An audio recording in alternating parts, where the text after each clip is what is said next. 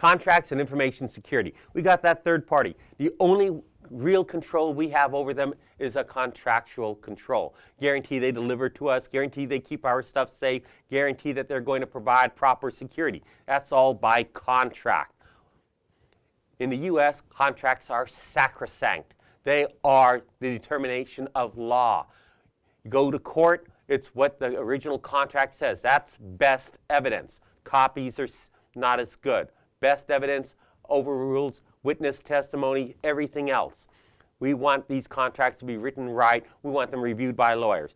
We want these contracts to ensure we have confidentiality, non-disclosure. We're going to insist upon an NDA by contract. Our contract says they will not disclose our information, keeping it safe from our competition, keeping things safe from the public. We want security rules and guidelines to the contractor. We want to ensure that they enforce proper security. They put controls in.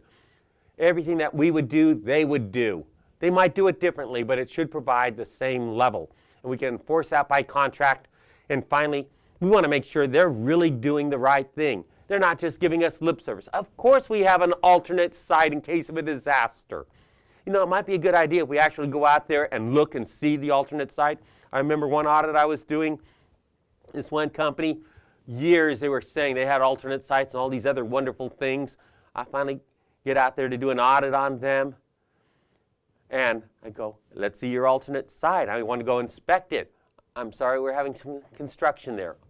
Okay, I'll wear a hard hat. Where is it? Well, it's not actually completed. I thought it was completed about 5-6 years ago. No. Okay, well, that's okay. The hard hat's fine. I can see where you are. I can look at terrain. Well, we actually haven't broken ground.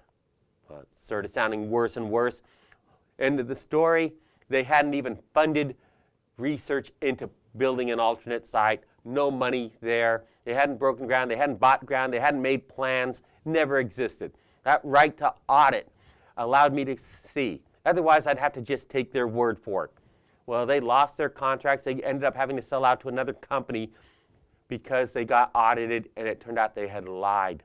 And the risks of liability, they had to sell out to a good company, which provided decent protection for those who had contracted to them, who had outsourced to them.